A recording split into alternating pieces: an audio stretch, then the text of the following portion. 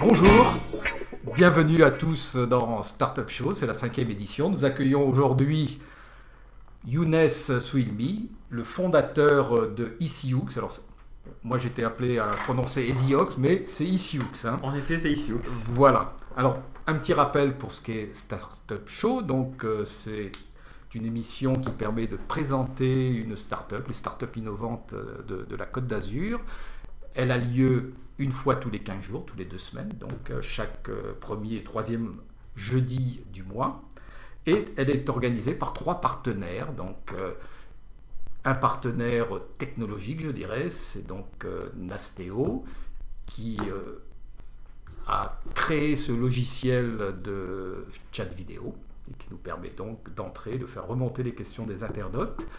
Ensuite, une association qui est Riviera Cube, qui est plus particulièrement spécialisé dans les acteurs du numérique, et un média qui est Webtime Media, qui édite entre autres Sofianet.com, Riviera Biz, Métropole Azur. Voilà.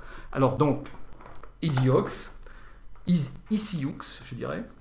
Il y a une tradition dans les startups, dans le monde des startups, c'est le pitch. Hein, on se présente aux investisseurs en 1 ou 2 minutes. Hein. L'idée, c'est de synthétiser ce qu'on fait, de leur faire comprendre un petit peu ce qu'on fait. Alors là, on ne se présente pas à des investisseurs, mais c'est toujours bon de dire exactement la synthèse un peu à la fois son business model, à la fois des objectifs de sa société. Bien sûr. Younes, alors, à toi. EasyHooks.com est un service internet de transaction de titres cadeaux d'occasion. En fait, on a lancé EasyHooks.com pour répondre à une problématique bien précise, c'est que chaque année, 10 à 30% des titres cadeaux, donc chèques et cartes cadeaux, qui sont distribués, expirent sans avoir été utilisés. Et en fait, les enquêtes montrent que les raisons principales de non-utilisation est que la carte cadeau reçue ne correspond pas aux besoins de la personne qui l'a reçue, ou tout simplement l'oublie au bout d'un certain temps. Et donc, en fait, on a créé EasyHooks.com, c'est un service en fait, qu'on a créé qui se veut malin, qui va permettre d'un côté à des personnes qui ont reçu des cartes cadeaux qui ne conviennent pas à leurs besoins, de pouvoir les échanger contre d'autres cartes cadeaux qui correspondent mieux à leurs besoins, ou tout simplement de les vendre. Donc faire ça plutôt que de laisser expirer, ou plutôt que de faire des achats par défaut.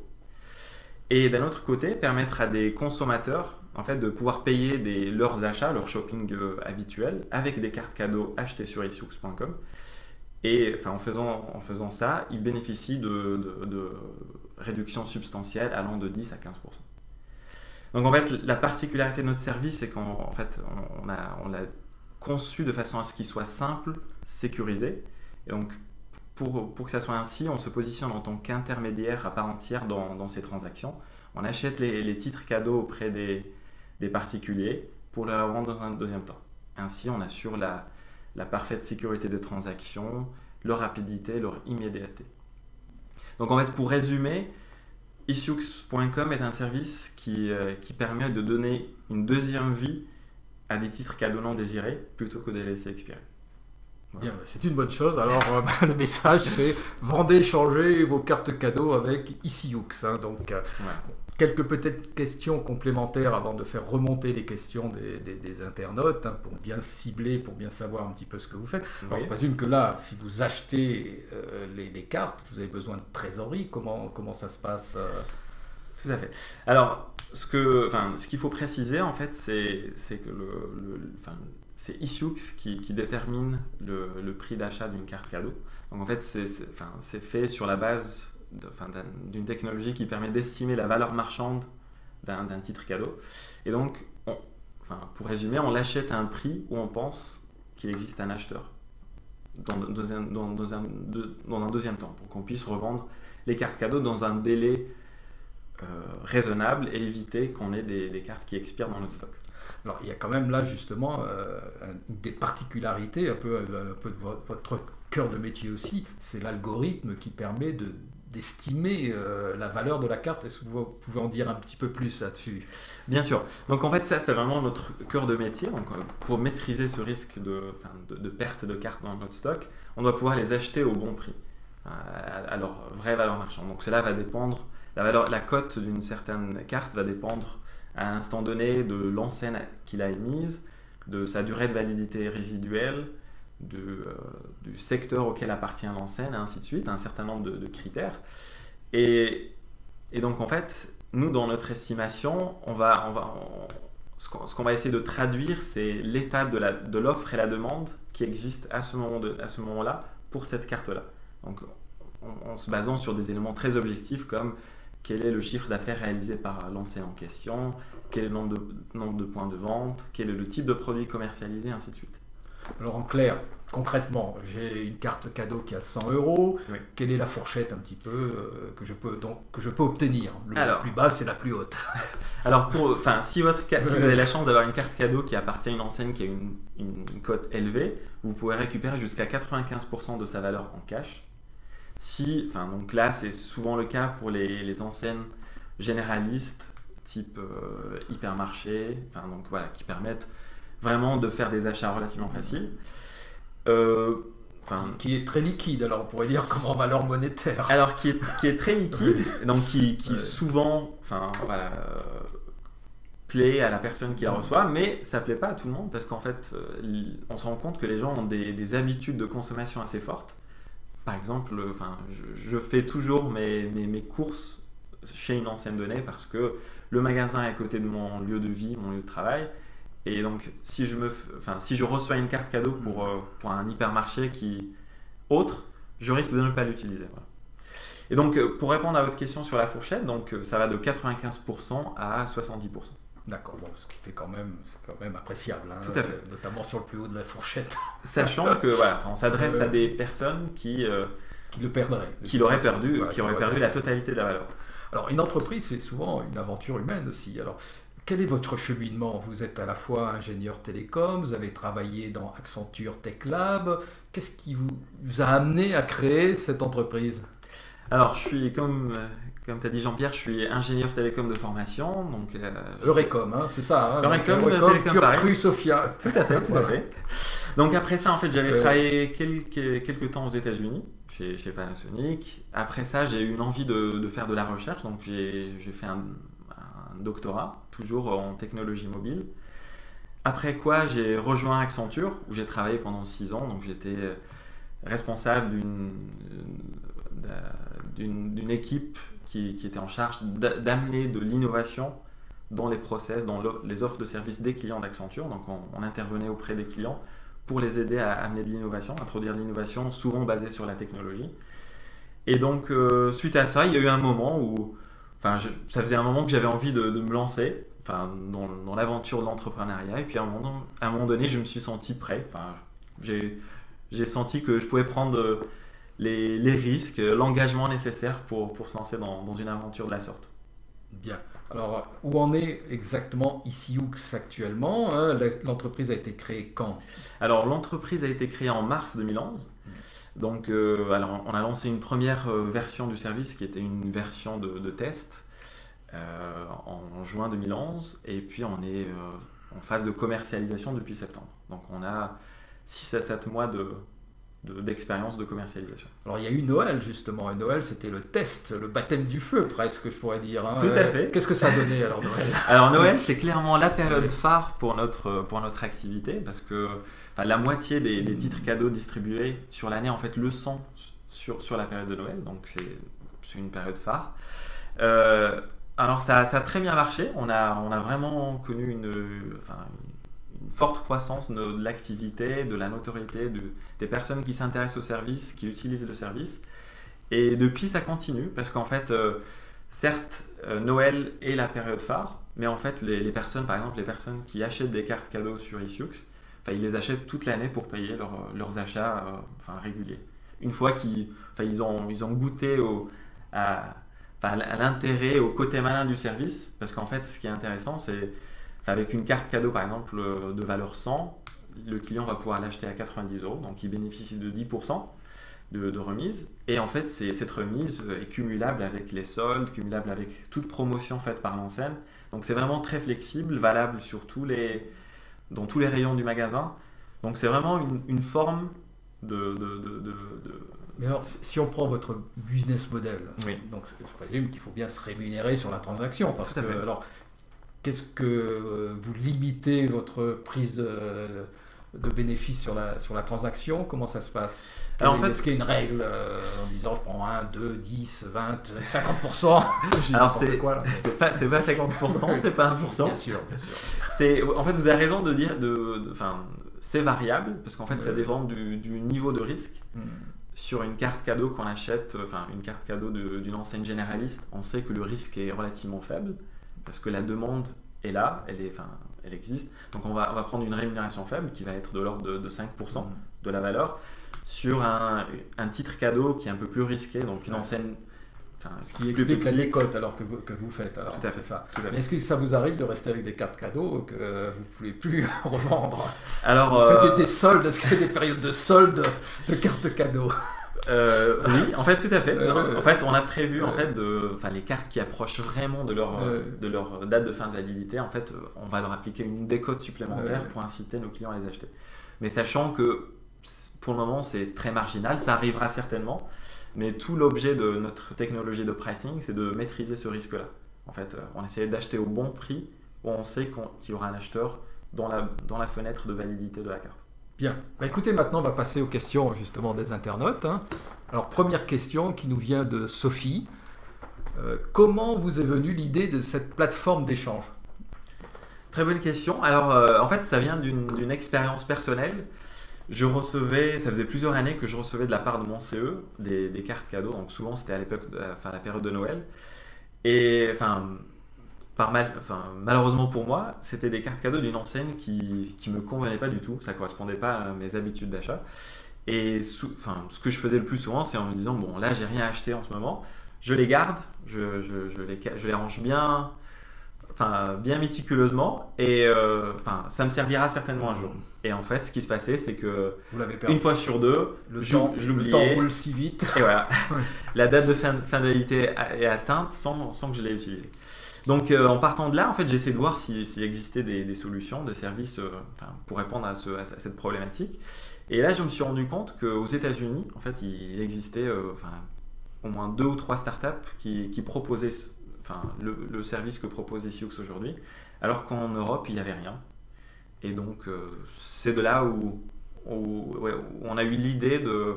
Alors, justement, tu dis qu'en Europe, il n'y avait rien. Est-ce qu'il y a une Ouais. volonté de dire peut-être à partir de la France, la solution qui était faite ici, d'aller dans d'autres pays, c'est prévu ou c'est peut-être difficile parce que les réglementations ne sont pas forcément toujours les mêmes? Alors, nous, notre ambition est vraiment de devenir un acteur européen. Donc, on sait que le marché existe, que la demande est là, on répond à une vraie problématique, à un vrai besoin chez les consommateurs.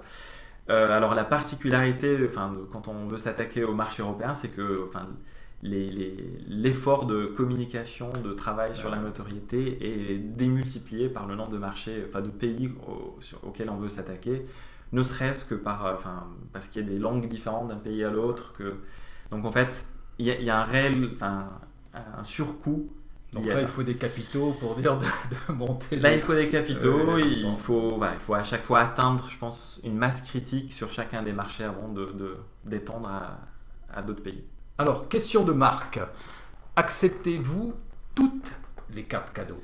Alors, on n'accepte pas toutes les cartes cadeaux. On accepte actuellement, on accepte les cartes et chèques cadeaux émises par 120 enseignes. Alors, la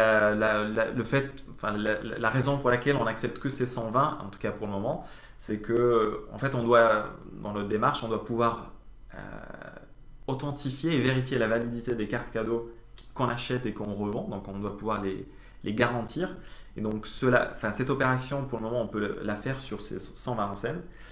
L'autre élément qui fait qu'on ne traite pas toutes les enseignes est qu'on doit pouvoir d'estimer la valeur marchande. Donc en fait, pour le moment, on s'attaque aux enseignes majeures qui ont un volume à la fois en activité commerciale générale important, mais aussi en volume de cartes cadeaux commercialisées qui est important. Donc voilà, c'est la raison pour laquelle on limite à 120, mais c'est déjà un choix c'est important. peut-être un panier qui va pouvoir un peu s'élargir même, peut-être au fur et à mesure. Hein. Tout à fait, il est amené à s'élargir, enfin il n'a fait que s'élargir depuis le lancement. Et déjà, c'est vraiment les 120 enseignes principales. Ce qui est déjà pas mal. Ce qui est déjà très bien. Déjà pas mal. Alors, question de marque également. Comment faites-vous l'évaluation d'une carte cadeau? Qu'est-ce qui peut faire qu'une carte soit plus réduite qu'une autre? Alors, la réponse était déjà un petit peu apportée. Est-ce qu'on peut juste... voilà, pour reprendre un peu ce que j'ai dit tout à l'heure, donc la cote en fait reflète l'état de l'offre et la demande pour cette enseigne-là. Donc en fait, ça va être basé en partie sur des éléments objectifs comme le chiffre d'affaires réalisé par l'enseigne, donc qui donne une idée de quel est le nombre de personnes qui dépensent de l'argent chez cette enseigne. Nombre de points de vente, donc la facilité à dépenser de l'argent chez l'enseigne en question. Donc ça, c'est un peu les éléments objectifs, mais après, en fait, nos technologies est basée sur des algorithmes d'apprentissage. Donc en fait, au fur et à mesure qu'on accumule des données sur qu'est-ce qui est demandé, on arrive à extraire pas mal d'informations sur cet état d'offre et la demande, en incluant des éléments comme la variabilité saisonnière, parce qu'en par exemple, il y a des périodes de l'année où il va y avoir abondance sur le marché de certaines cartes cadeaux, ça va changer, évoluer pendant l'année. Donc en fait, on essaie aussi de capturer ces éléments-là. Alors ça doit être très Sioux, ça. Ça, c'est très Sioux en effet. Justement, on passe à la question suivante de JP. Pourquoi le nom, justement, d'Isioux, ça s'écrit donc E-S-I-2-O-X. Voilà. Alors, c'est assez simple, en fait. Nous, la façon dont on voit notre service, c'est vraiment un service malin. Donc c'est une démarche... maligne de la part à la fois de ceux qui vendent des cartes et ceux qui les achètent. Et donc en fait c'est un clin d'œil aux Sioux, au côté malin des Sioux, la tribu indienne. Là sur la piste des Sioux. Alors autre question de Cathy maintenant, comment voyez-vous les prochaines étapes de développement de votre société? Très bien.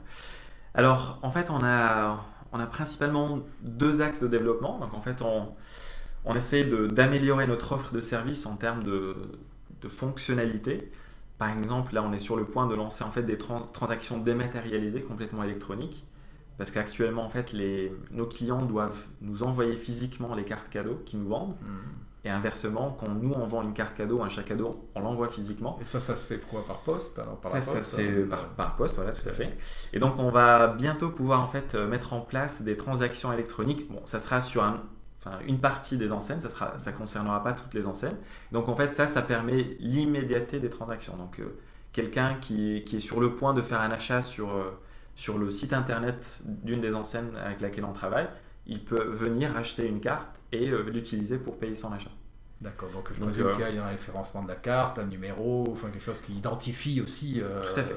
C'est bien fait, c'est bien pensé. C'est bien fait, c'est sécurisé, il n'y a pas de problème. Donc ça, c'est le premier axe de développement. Alors le deuxième axe de développement, c'est en fait, on essaie de proposer un maximum de choix aux clients qui nous vendent des cartes. En fait, ils ont des attentes différentes. Certains veulent, en fait,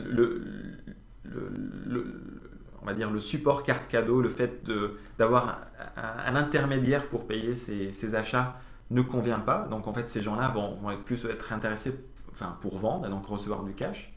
Mais en fait, on a une bonne partie de notre clientèle qui est plus en fait intéressée par un transfert de pouvoir d'achat de la carte cadeau qu'ils avaient vers une autre enseigne qui correspond mieux à leurs besoins.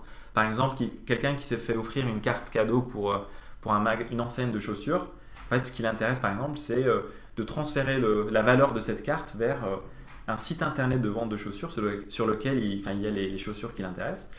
Et donc en fait notre but c'est de conclure des accords avec des e-commerçants pour pouvoir en fait transférer la valeur des cartes cadeaux de nos clients chez les e-commerçants. Alors c'est peut-être bon de rappeler quand même, c'est un gros marché maintenant celui des cartes cadeaux, ça représente combien? C'est un marché très important. Donc en fait pour la France, alors le marché de l'émission initiale, donc c'est à peu près 4 milliards par an. Et donc sur ces 4 milliards, il y a entre 10 et 30% qui expirent sans avoir été utilisés. Ça dépend par exemple pour les cartes cadeaux, ça va plus être vers les 10%. Pour des supports comme les box, ça va être plus autour de 30%. Et donc, voilà, donc le volume, enfin la clientèle à laquelle on s'adresse. Mais là, pour l'instant, vous ne travaillez pas sur les box. C'est uniquement les cartes cadeaux ou ça fait partie, je ne pourrais pas continuer sur la question, ça fait partie des prochains développements, d'élargir un peu le secteur? On pourrait y venir, donc ça pourrait, enfin, dans le cadre de l'élargissement de la liste des titres cadeaux, des enseignes qu'on traite, on pourrait en fait inclure les enseignes dans l'avenir. Voilà. Alors, question suivante de Camille à Sofia. Quels sont les challenges auxquels vous faites face? De quoi avez-vous besoin? Hors d'argent, parce que ça, je présume de capitaux. Alors, quoique, nos besoins finissent par se traduire en besoins en argent. Bon. Alors, quels sont nos principaux challenges?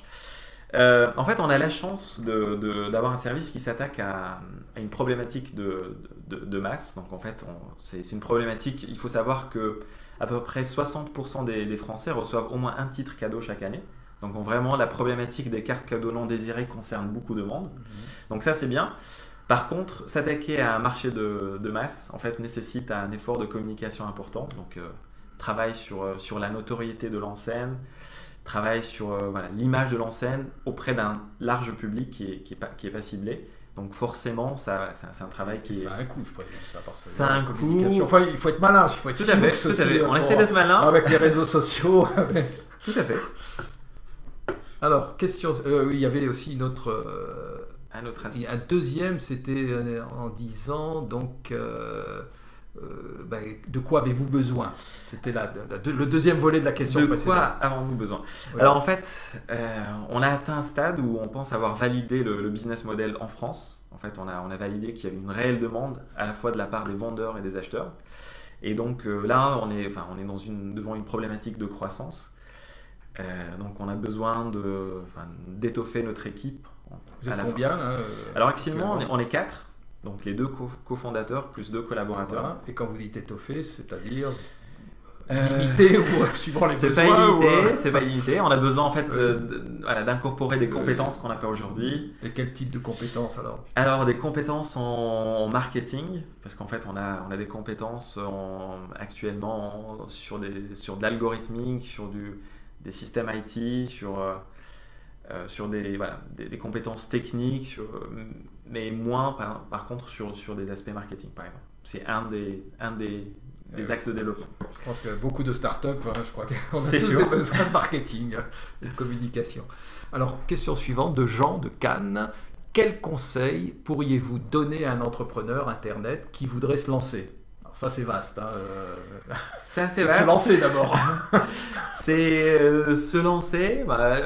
Le principal frein, c'est classique, on a peur de l'échec. En fait, à un moment donné, il faut accepter l'éventualité de l'échec parce que c'est une réalité. En fait, quand on regarde le taux de survie des startups au bout de 2-3 ans, on constate qu'il y a une réelle éventualité d'échec. En fait, il faut l'accepter. Donc, c'est le pendant du côté positif de se lancer dans une aventure d'entrepreneuriat, qui est de pouvoir construire quelque chose, de pouvoir vraiment travailler sur quelque chose dans laquelle on croit.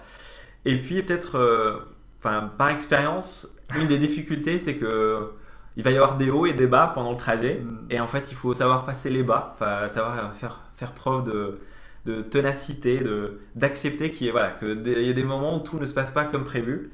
Je pense c'est un élément important pour pouvoir aller loin. Opiniâtre et confiant.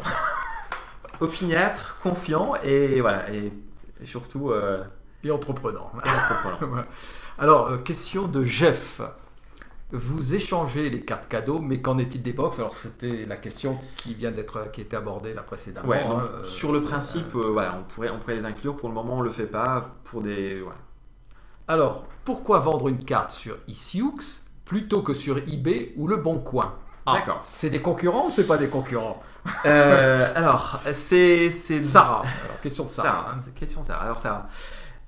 en fait, le raisonnement est assez simple. En fait, le produit carte cadeau se prête mal à la vente sur les sites de petite annonce directement entre particuliers pour une raison très simple qui a un risque de fraude assez élevé. En fait, on peut acheter une carte cadeau, on peut recevoir la carte cadeau, mais si par exemple la personne qui nous l'a vendue est malhonnête, elle a noté par exemple l'identifiant de la carte, elle pourra par la suite l'utiliser pour faire des achats sur Internet, sur le site de l'enseigne en question.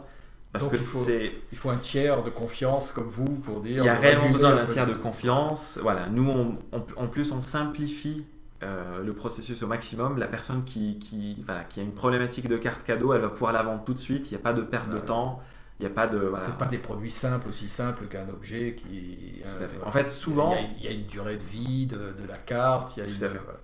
Et souvent, en fait, quand on regarde les annonces passées sur les sites type eBay ou Le Bon Coin, en fait, les particuliers sont amenés à carrément se rencontrer devant un point de vente de l'enseigne pour pouvoir vérifier et faire l'échange. Donc, c'est pas très facile. On ne peut se déplacer à Paris ou à Lyon. Sûr. Alors, quels sont les arguments, c'est toujours une question de Sarah, quels sont les arguments qui ont permis de convaincre les investisseurs auprès de qui vous avez levé des fonds? Est-ce que vous en avez levé? On n'a pas encore levé de fonds. On fait actuellement les démarches. Alors, les arguments, nos arguments, c'est très simple. On répond à un besoin réel. Donc, en fait, mesuré à la fois par les statistiques que j'ai pu donner par la suite, auparavant, mais également par le fait qu'on a pu... Qu'aujourd'hui, on a des vrais clients qui sont prêts à utiliser le service, à payer pour utiliser le service. Donc, le besoin est réel. Le deuxième argument, c'est qu'on pense avoir une équipe qui peut porter ce projet, qui peut développer ce business model en France, un business model qui a fait ses preuves aux États-Unis. Et donc, on pense qu'on a tous les ingrédients pour pouvoir le développer et le mettre en œuvre en France. Voilà. Donc, on verra si les investisseurs sont convaincus, achètent les arguments. Oui. Alors, comment êtes-vous sûr de la valeur des cartes que vous revendez? Là, je crois que ça a été abordé, puisque c'est l'algorithme qui permet... Alors, la valeur, si la question en fait fait référence à est-ce que la valeur annoncée correspond à la valeur réelle de la carte, alors en fait, nous, on va consulter les systèmes qui gèrent les cartes cadeaux. Donc, c'est des systèmes qui appartiennent aux enseignes qui émettent les cartes. On va les consulter pour authentifier la carte et valider que sa valeur est bien ce qui est annoncé et sa date de validité est bien celle qui est annoncée. Alors, question de Steve. Bonjour, c'est quoi le mécanisme d'échange? Comment ça se passe concrètement et les moyens de paiement et les délais? D'accord. Alors, le mécanisme est très simple en fait. L'internaute va sur le site, il a renseigné 3 informations, l'enseigne, la valeur de la carte et sa date de fin de validité. Il va recevoir des offres d'achat. Donc, en fait, on a 2 offres. Soit on propose du cash, soit on propose un mécanisme d'échange contre d'autres cartes cadeaux que nous avons en stock. Le client n'a plus qu'à choisir l'une des offres, nous envoyer les cartes et il reçoit son chèque ou un paiement par PayPal, donc selon ses préférences. Nous traitons les transactions dans les 24 heures qui suivent la réception de la carte. Mais c'est merveilleux. Alors, question de Jérôme de Cannes. Vous tenez la notoriété comme un des principaux facteurs de succès. Comment comptez-vous acquérir cette notoriété? Vous avez bénéficié avant Noël, j'ai vu à la télévision de quelques reportages. Ça aide toujours, ça fait partie un peu de cette acquisition de notoriété. Tout à fait. Alors, c'est certainement un de nos challenges principaux parce que, comme j'ai mentionné auparavant, on est un service mass market qui s'adresse vraiment à tout le monde. Et donc, on est amené... notre challenge, c'est de se faire connaître auprès d'un maximum de personnes. Donc, on travaille sur plusieurs leviers. Donc, il y a le levier média, parce qu'en fait, c'est une problématique de consommation qui intéresse pas mal les médias et les consommateurs qui utilisent ces médias. On travaille aussi pas mal sur les réseaux sociaux. Donc, on est présent sur Facebook. On essaie de créer une animation à travers ça. Bien, je crois que là on arrive vers la fin. Alors juste dernière question, en remerciant tous ceux qui assistent à cet échange. La question porte sur est-ce que pour l'instant vous échangez et vendez des cartes cadeaux, est-ce qu'il y a d'autres produits qui pourraient eux aussi être vendus et échangés par votre plateforme? Alors en fait, nous, le service, il a été conçu pour répondre aux spécificités des titres cadeaux. Donc en fait, vraiment en termes de processus, en termes de fonctionnalité, d'ergonomie du site, en fait, c'est vraiment fait spécifiquement pour répondre aux spécificités des cartes cadeaux. On n'a pas vocation à devenir un service généraliste. C'est pas notre ambition. On préfère se focaliser là-dessus et vraiment proposer un service adapté pour le client. Voilà, écoutez, merci beaucoup Merci Jean-Pierre. Younes, et on suivra la piste d'ici Hooks. Merci encore, merci à tous ceux qui regardaient cette émission. Et au prochain rendez-vous dans 2 semaines.